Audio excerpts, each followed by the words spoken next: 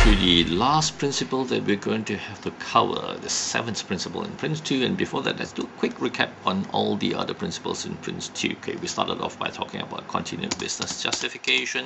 Then we talked about learn from experience, and we talked about define roles and responsibilities in terms of the first three principles. Then we talked about manage by stages, which is the fourth principle that we talked about, and the fifth principle we did talk about was manage by exceptions. Yeah.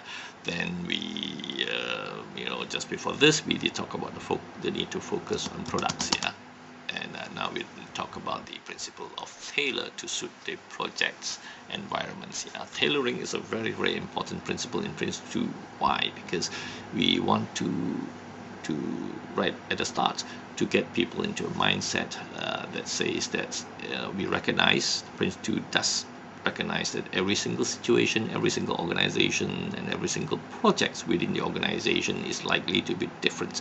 That's why we have this thing called projects management rather than day-to-day management, kind of operations management, which is very important, of course. But when we manage projects, we assume we know that we are handling higher risk. Yeah. So therefore, we know that we put in the guidelines for proper governance of Prince2 projects. Yeah. Through all the other principles and the processes, etc., that we'll be looking at later on. Now, however, we always remember that we need to tailor, and that's why experience is very important. Prince2 does not remove the need for an experienced projects manager, because upfront we need somebody to know and to know how to tailor a Prince2 project. Yeah. Basically, we need to ensure that given the environments that Prince2 has to operate in, what should happen. Yeah. We don't want Prince2 to be a purely bureaucratic thing.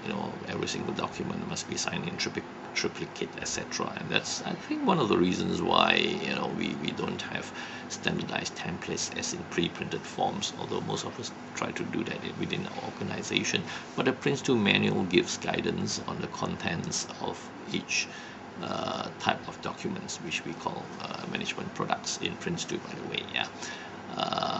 So in terms of the information that you really need to collect, some are mandatory because it makes sense that if those information are not collected or written down, then you can't really manage the projects. Yeah, since documents are very often live documents. Yeah, that you make use of to control and manage your projects. Yeah.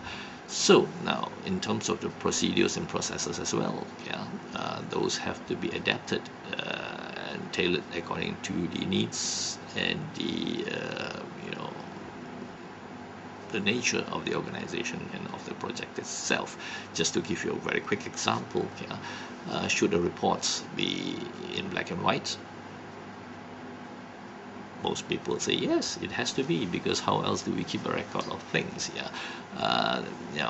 Technically, there's no reason why every single bit of communication has to be in black and white. In fact, it doesn't make sense, because some some types of communication, it's better to be verbal, perhaps a text message, SMS, or email. Right? Should it be in a particular standardized format?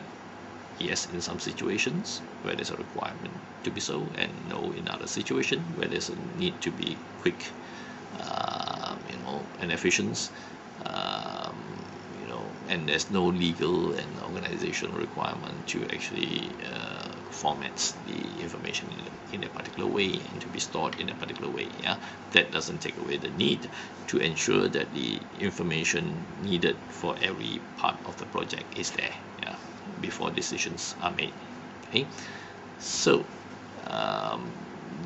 with this, I guess we've come to the end of our 7 principles, and that was quick and easy, wasn't it? Yeah, that's me, Simon Seow, signing off. Until the next time we meet again, bye bye.